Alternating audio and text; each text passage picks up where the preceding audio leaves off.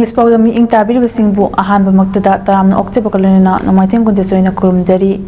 ngasigi maruba pauda Jiribamgi Barak Circle area da Kukishing na landarakna yum kaya mai Thungkhre commando sing jiri da Thungkhre Aikoi irang leiri haidna mafam adubu thalutna chenbagi mahutta lengaki mathakta ahemba security PBU haidna taksin gadabani haina Inner Manipur Parliamentary Constituency da mai pakraba Bimola koizamna haikre Langmaidong amadi thongnawjam ta saba community hall ani sangakre Lonena Narendra Modi hayeng Prime Minister oina wasak lawbagi thoromga mairenena Delhi da security akan beseksin thorang lokhatkre Mapungba pau miyam da pizari Jiribamgi manung chana leiba Barak Circle area gi Thungkhre Harinagar Leikoibung amasung lamtai khunauda ngarang numdang pung 10:30 taba aduwaidagi hauna koki khulai paibasingna maitegi yum ayamba mai Thungkhre matung ngasi ayuk pung 3 taba matamda khulai matik chana paiba koki lalobasingna bom yauna maitei leiriba mafamsing lamtai khunauda question khitna akan bamongda khuthoknaki Kukila lobasingna bomna landarakpadagi khulngapa amadi IRB police na khut handuna nomai kapna ki hairi matungda AR su lakpadagi khut thoknaba lepna ki haina khunja singdagi phangba paw aman hairi Jirimukh police outpost Forest Soto Pekra police outpost Gokhal forest bit mai tharamle aduga paumi amagi yum yauna kun mari yum humbutani thoisu mai Thungkhre kunsing adudi Thungkhre mitei kun yum ama Harinagar ama Modupur manga lamtai khunau humpu manga punna yum humputani thoi mai Thungkhre ngarang numidang pung 10:30 taba matamda Thungkhre maitei kunda maitei yum ama leiba aduda Ihan hana kokila lobasingni haiba miyoi singna mai tharamki yumasi RK Mangosana koba miyoi amagini yumbu asigi machanupi RK Chandrasana kobi nupi asi hojik Jiri News Network JNN gi staff reporter oibata natana Northeast New Window TV NEW TV gi Jiribam correspondent oina thabak tawribani Laibak phabadagi yumgi property sing loina mang takrabasu miyoi singdi asopan thokhaudi hairi Jiri News Network JNN gi staff reporter oibata natana Northeast New Window TV gi Jiribam correspondent oiribi RK Chandrasana gi mayum mai netumna thadokhibabu Jiri News Network JNN committee gi chairman oibata natana JNN gi editor in chief Seram Herajit Singh gi maikaidagi Nungaitaba amadi mai thabda chenabasing Manipur lingangna ain matung ina chayak pibiu amasung ngak senbiu haiba wafam phongdorakli mahangna makhatana phongdorakpada aikhoi Paomigi yum thadokibasi tasingna pende athuba matamda compensation piu haiba wafam su phongdorakli yu haibisi akoi jenangi makidagi Manipur government nungsinjari thogdokasida akoi haujoji jirabamda tholiba irang asi athuba matam laksin binaba onabiu toina koi chana sigi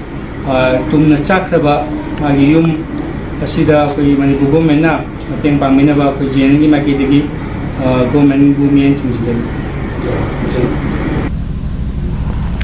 Amoromda ngasi ayuk nongalamda ayuk pung 3 taba duwaida khulai matik chana paiba koki militant singna nongmai bom yauna landarakpadagi Thungkhre maitei khun Harinagar Modupur amadi lamtai khunaugi khunja Marifurom Borobekra police station da leiri hairi aduga IRB police singna khun singasida arobi chatuna kanangak senduna leiri haina khunja singdagi phangba paw mana hairi lonena Kangladagi helicopter dagi Jiribamda commando sing Thungkhre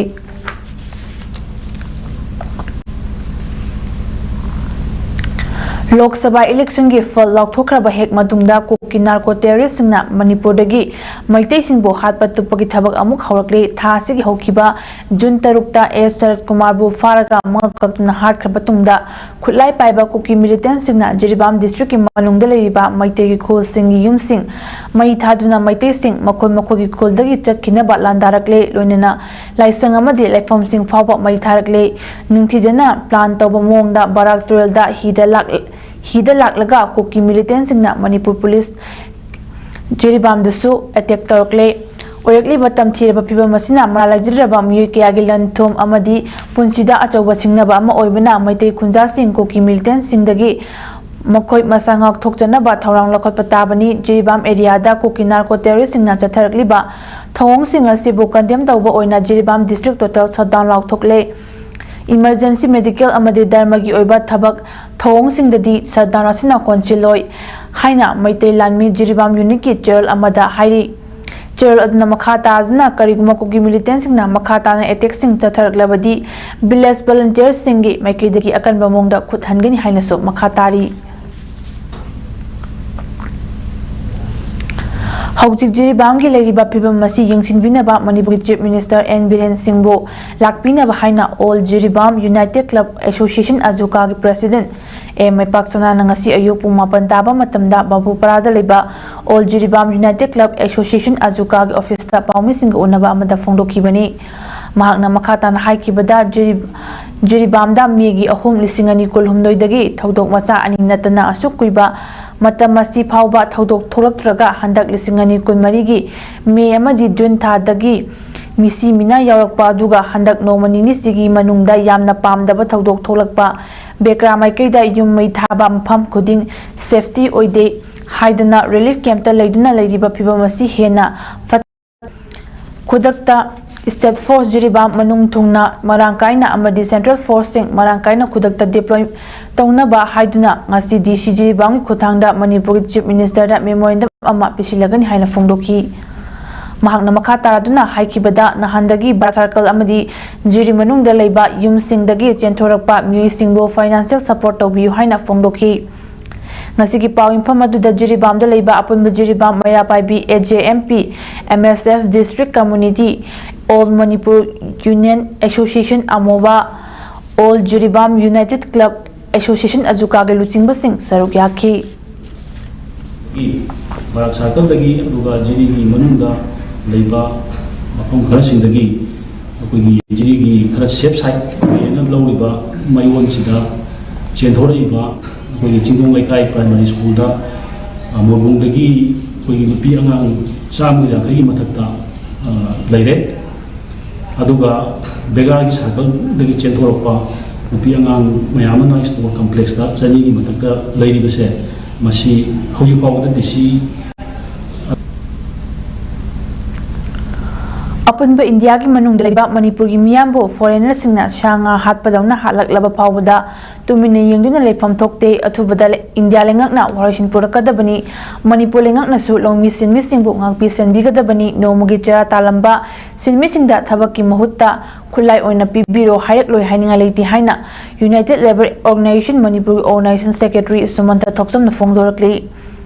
ngasi Manipur Press Club ta pangthokpa pawgi mifam amada mahakna hai hokiba chahigi me humdagi mapaldagi chongnapa Kuki migrants singna yelhomi maitegi mathakta chatharakpa lan asingna ingna chikna laijaramba Manipur bu thugaina bhonarakli basi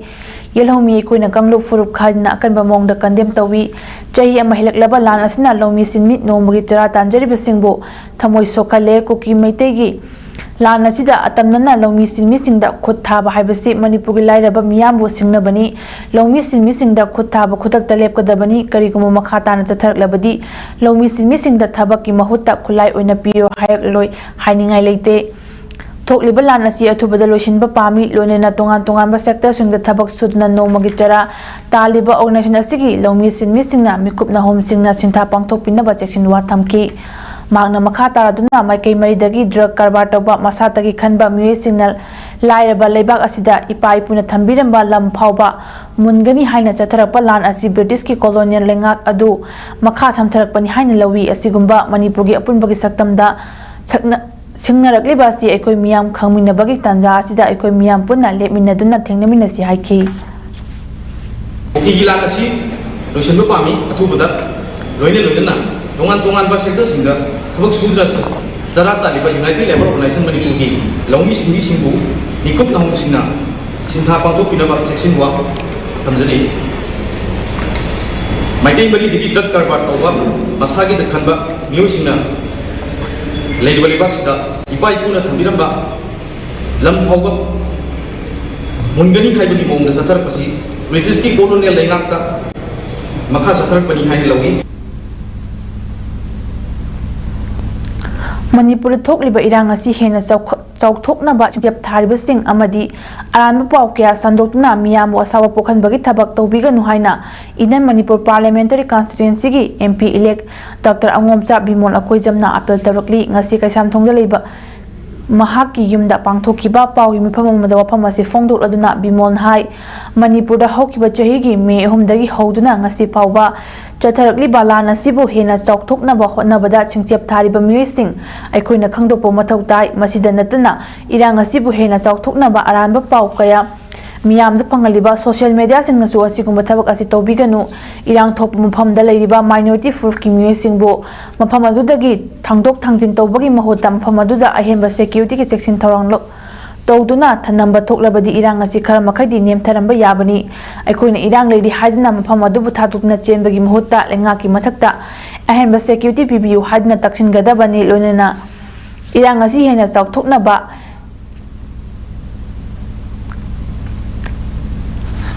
aranba pau sandokpagi thabaksing yariba makhai tawbiganu haina su fongdokhi ya itam da kuki lady so koina hantan nagi interview hai adu thira kanda ne ba moina september da kangbu ma thangbu ki jade ni moi wari do popta geographically population noi segai na re ya du wari do kairak pai ne ba moina september da ne ba aina git chumna mane ba ina ai wari seng haijer ram ne saina aina media gi isina om da ina mani ko phone to raina national media da hairam ma ne da so ina ki kenom to ka do mali masigi ma pa mi fa da kuki le hai ba to buga nongalaga mai chapune ba Lising amaga chamapani phumapanda Indiana Manipur merger agreement sign tawnakhibada yaukhiba singadugi wangmada tawraklabadi lamdam asigi miyamna pre-merger status demand tawrakloi haninga leiti haina The Great June Uprising Day Observation Committee gi Chairman Joy Chandra Konthaujamna Fongdokre All Manipur Manpower Upliftment Center MAMMUC amadi The Great June Uprising Day Observing Committee anina khosamnadna ke krupata leiba athoba singi khobam sit chengbagi tharom pangthokiba duga mailenena mahakna ophamasi fongdokladuna makhatana hai June 13 da Bangkok da ceasefire sign tawnabada without territorial limit chatnaragani hairakpadagi miyamna irang horakpadagi athoba 19 thawai pontha pikibabo ikai khomno utpagi saruk ama oina ngasi phawba lepalna palan chathaduna lakli lonena ngasi su Iramdam ijati asibu kainaba community kharana changshilakliba asi the Great June Uprising Observing Committee leiriba makai oithokloi lising amaga chamapani phumapangi mamangdagi Manipurgi ahalsingna ikhengna yatun thambiramba ngamkhai asi thugainaba maru hundri haina phongdoraki amadi ngasigi chit chengbagi tharom aduda AMMUC gi thomi marphimukna saruk yakhi Yungi tangienda aikoi machet thairaga yen hairaga lagadi aikoi 1949 da aikoi na merge tawba matamda Manipur gi apun bagi sakam gailoi Manipur da leiba pradakudi mo nungai yai fana thawani haina aikoi India da merge tawgi bini masigi wangmada India na Manipur thugaina na thola lagadi 1949 gi mamang da leramba aikoi free merger status to aikoi demand tawrok haibagi wafun leike haiba wafun aduni Kukishing District ki Hianglam Wabakailam Khai Kaithel dagi sugunu phawa chatliba Indo-Myanmar sugunu road asi department gi project amagi makhada semba hauliba phawba miyamna chathok chasingi nungainaba athuba matamda pothole sing menbagi thabak hauragani haina Hianglam AC gi MLA Dr. Wayardis yamna fongdokre wafam asi Hianglam AC gi manung chenba langmaidongda MLA gi local area development fund gi makhada nauna saba community hall amadi ACS gi thongnaujamda MLA Radhesyam amadi MP Lesem Basana Zawani gi local area development fund gi makhada punna saba community hall ani sangabagi tharamda haikibani tharamadu MLA Radhesyam na makhata aduna Indo-Myanmar sugnu road asi hokiba chahi khara asi semnaktaba lambi asida chatliba miyamda awaba kaya mayokni haibasi mahak sukhangi Maramasida Mahanasu Department Amadi Minister the Karak Hana Sembina Hijakre Adubo COVID Kilachut Amadi Handa Kilana Sina Tabak Asito Bangam lady Adubo Atuba Matamda Lambiasi Nona Semgat Lagani Hibagi Hazabadi lady Hari Batabagasi holding that Miyama Tenariba Awabasi Ying Laga Port Hosting Men Bagitabasi Pekatnaba Wayap Lobani Haiki Yang ꯉꯥꯏꯖꯔꯒꯁꯨ accident ꯇꯧꯗꯅꯕ ꯂꯝꯕꯦꯟ ꯊꯧꯕꯗ ꯁ꯭ꯀꯨꯜꯗ ꯑꯩꯁꯨ ꯈꯣꯟ ꯊꯩꯒꯦ ꯃꯥꯁꯨ ꯈꯣꯟ ꯊꯩꯒꯦ ꯑꯁꯨꯛ ꯆꯥꯎꯕ ꯂꯝꯕꯦꯟ ꯑꯩꯈꯣꯏ ꯊꯦꯡꯒꯥꯏ ꯑꯩꯒꯤ ꯍꯥꯞꯄꯤꯌꯣ ꯁꯤꯁꯦ ꯑꯩ ꯑꯊꯨꯕ ꯃꯇꯝꯗ ꯇꯉꯥꯏ ꯐꯗꯅ ꯄꯥꯎ ꯐꯥꯎꯅꯔꯛꯄꯅ ꯃꯇꯝ ꯈꯔ ꯆꯪꯉꯤ ꯍꯥꯏꯇꯥꯔꯗꯤ ꯅꯨꯡꯗꯁꯨ ꯊꯥꯖꯤꯜꯂꯒ ꯔꯣꯂꯔꯁꯨ ꯊꯥꯖꯤꯜꯂꯒ ꯆꯠꯄ ꯌꯥꯅꯕ ꯑꯦꯛꯁꯤꯗꯦꯟ ꯊꯣꯛꯇꯅꯕꯗꯩ ꯑꯊꯨꯕꯗ ꯇꯧꯖꯔꯒꯅꯤ ꯍꯥꯏꯕꯁꯦ ꯑꯩ ꯃꯌꯥꯝ ꯑꯗꯨꯃꯥꯏꯅ ꯁꯦꯝꯗꯣꯛꯆꯒꯦ Leibak-si Konong New Delhi-da ngasi pangthokiba Euro-Asian University-gi convocation-da Kaching District-ki manung chanba Kaching Mayai Lekai-da leiba Yengkhom Baigachandra Singh-na University asina Honorary Doctorate Award lisingani kulmari pidna awang batakta ikai komna utkre lemjiningai oiraba award adu Golgoshiang University Noida-gi School of Hospitality and Tourism-gi Professor Dr. Rajiv Mishra saknaraba Bollywood actor Bindu Dara Singh amadi Ghana High Commission-gi Political and Economics-gi Minister Councillor Ernest Nana Ajay nachingba saknaraba guest-sing asina khushinaki Honorary Doctorate Award asi Yengkhom Baigachandra sanglaba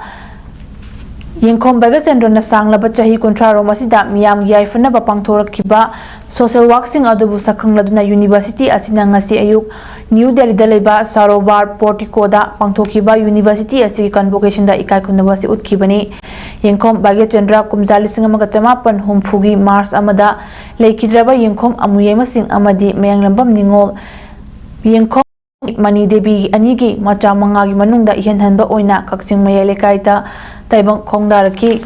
Mahak Angang Oringidagi Miyamgi Thabak Tharom Kayada Mangjil Thana Chen Chongnakiba Misak Amani Mahak Hawjik Thawbal amasung Kaching District Apunbalop Tagdagi Chairman Ori Lonena Committee for Peace and Social Harmony Head Office Kaching Manipurgi President Oitna Hawkiba Chahigi May Humdagi Lanjenarakliba Inmet lising amarongi awana taraba singidamak Kaching da ihan hana relief camp hangdokna humanity service da achoba thaudang lawraki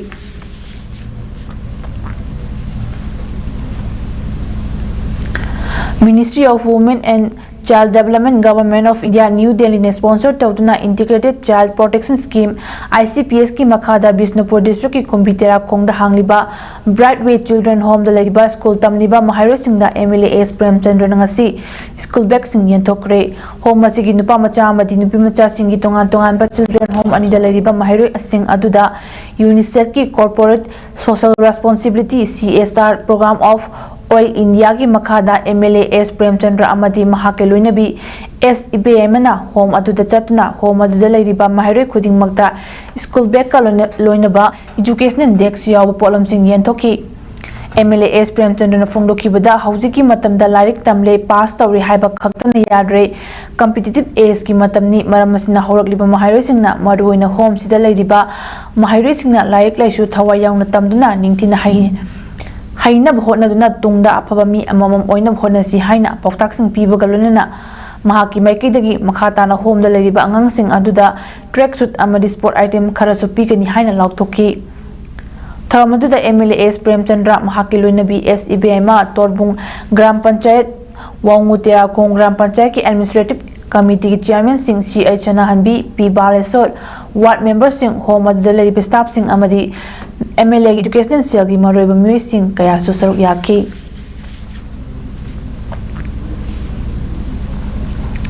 Start Fund Network People's Resource Development Association PRDA Bisnupur amadi Action Aid Association Indiana kosamnana sinduna awareness campaign on disaster preparedness for hailstorm affected of Manipur ki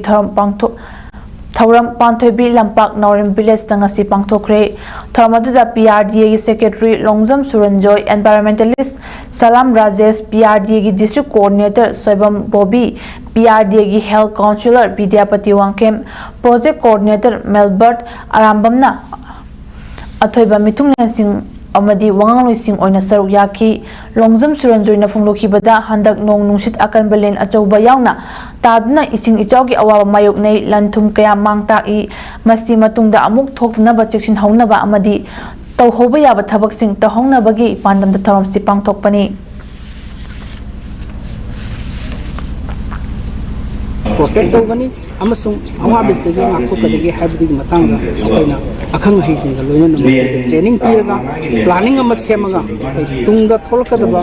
makhan ke agi sing saugi amadi ꯑꯇꯣꯞꯄ ꯃꯈꯜꯒꯤ ꯑꯦꯅꯤ disaster ꯊꯣꯛꯄ ꯑꯩꯈꯣꯏꯅ ꯃꯗꯨꯒꯤ ꯁꯦꯝ ꯁꯥꯅꯕ ꯑꯃꯗꯤ early warning ꯁꯤꯁꯇꯦꯝꯅꯆꯤꯡꯕꯁꯨ ꯈꯨꯡꯒꯪꯁꯤꯗ ꯊꯝꯕꯤꯔꯒ ꯑꯋꯥ ꯑꯅꯥꯗꯒꯤ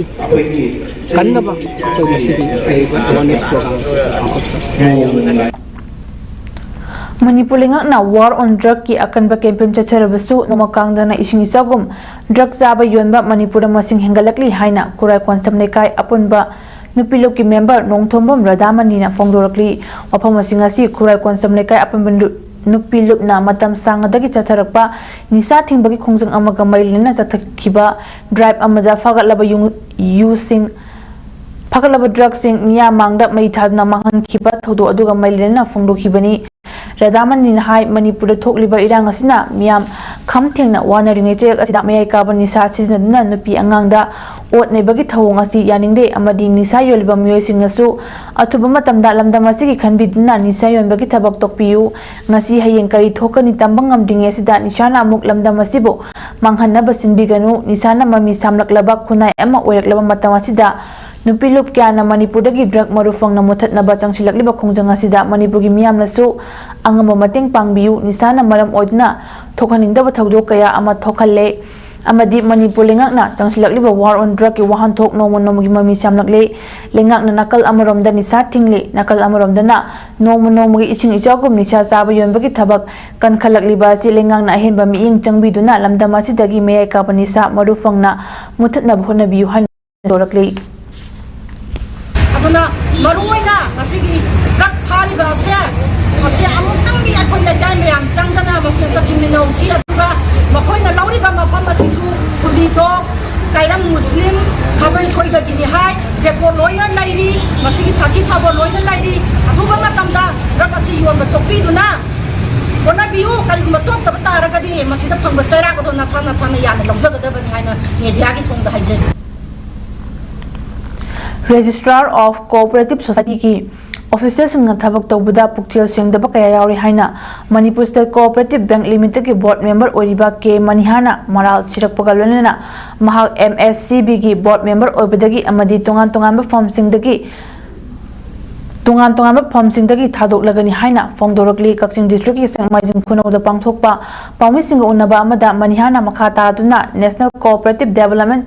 Operation NCDC na Manipur lenga ki Department of Cooperation ki Registrar of Cooperative Society ki khutang district asiki tampak ki district mari ki chawkhat thaurangi thabak sing madu oina ngami singi damak lupa kro nifurong ki senpham ama lakre hariba senpham asi sijinnabagi matangda Registrar of Cooperative Society ki officers na thamoi singa thabak tawduna lamdam asida ngagi pothok marangkaina pothokna bhonabagi mahutta society kharaga manaraga sel tanam honare hiramasi gi matangda mari leinaba singda wakal uraga so madugi kanaba pangbagi mahutta khulai paiba miyoi sing oina neklaga ki han khanganbagi thabak ta tharakle haina maral sirli asiguma thawong kaya asigi yenglaga mahangna Hanna Pairamba MSCB gi board member amadi ate committee gi Pairamba form sing asidagi thadok lagani haiki Makhada lay paping siki board director ina lejabasi ay pen dagi ay ngasi ban visit gi peng siki board member dagi ay resign tok jare loina na peng ngasi da executive member amadi investment committee atuka Cooperative Development Subcommittee haiba subcommittee sing asidagi su ay ngasi asidagi ay resign tok jare hai bi tiage sing yaw malda ay thamjari basi Manipur Students Federation MSF ki Environment Friendly Campaign Sanghalasi Manipur gi makhada Mass Tree Plantation Drive kidama kwakaithel tariba MSF ki mayalo sangdagi lamthakre Manipur Students Federation MSF na Central Forest Division ga punna khusamaduna Imphal East District ki manung channa leiba nungdum nungobi kalika nongmaching range Central Forest Division da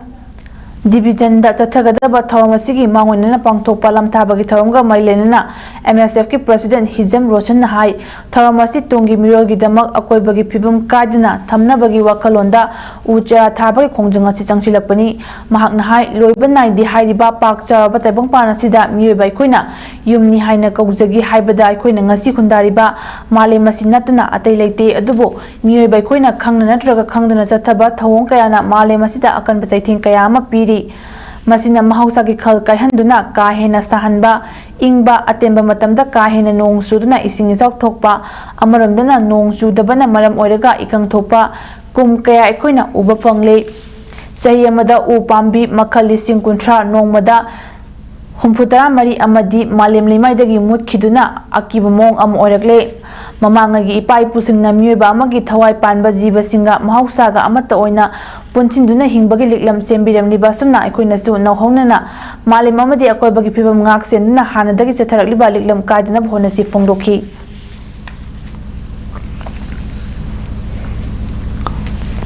Mapamatanggi matung ina thaudo wathok tholakpada aikoina khangna set ingadaba fuel khangba yamna maru oi haina Manipur Pandit Loisangi Pandit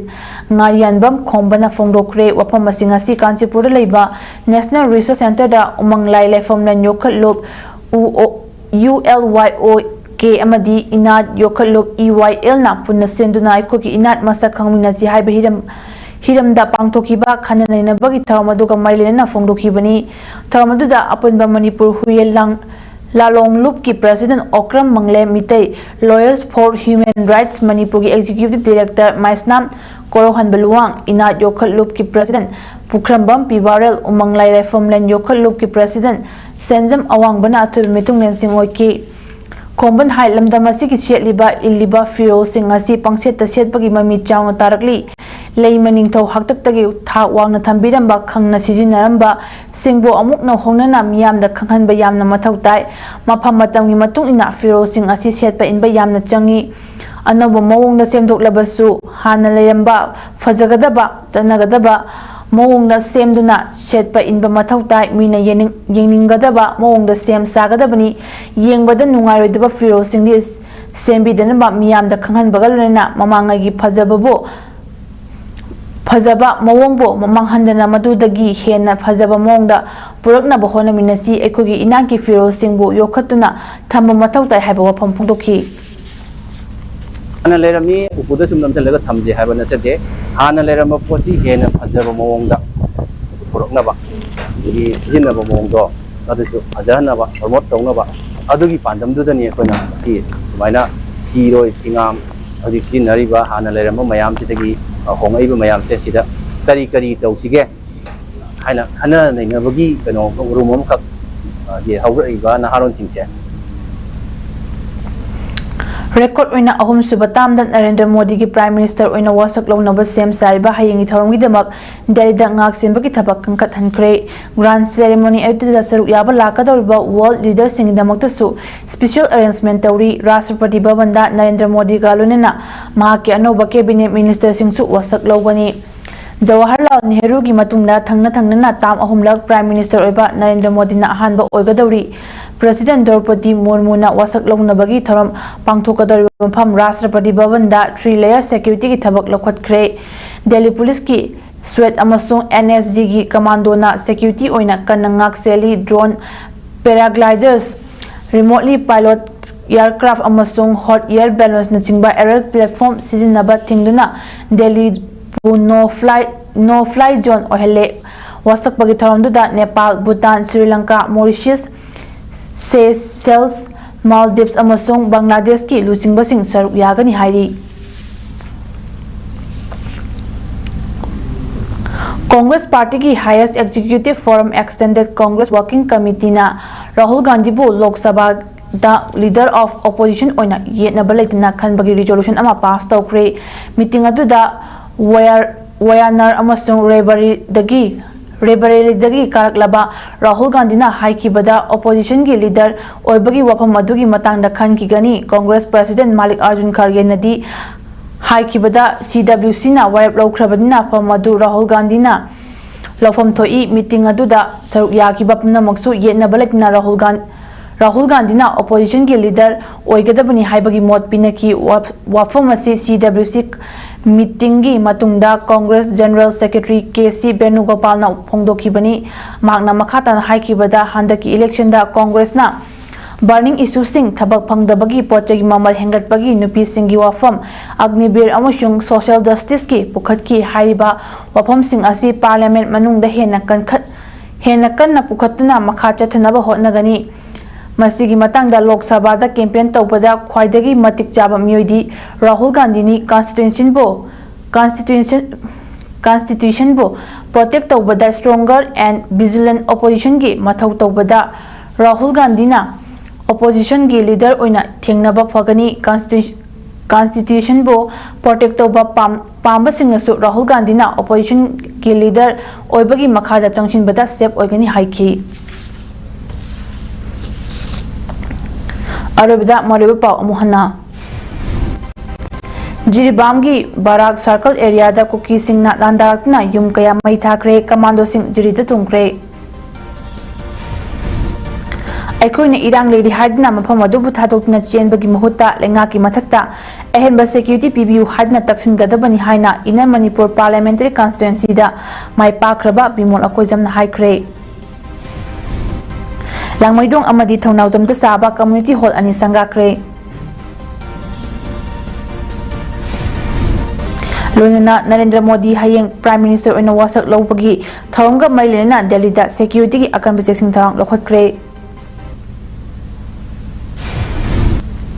ꯉꯁꯤꯒꯤꯗꯤ image ꯄꯥꯎꯗꯝ ꯄꯤꯖꯕ ꯃꯇꯥꯡ ꯑꯁꯤꯗ ꯂꯣꯏꯁꯤꯟꯖꯔꯦ ꯃꯤꯠꯌꯦꯡ ꯇꯥꯕꯤꯔꯤꯕꯁꯤꯡꯕꯨ ꯑꯃꯨꯛ ꯍꯟꯅ ꯈꯨꯔꯨꯝꯖꯔꯤ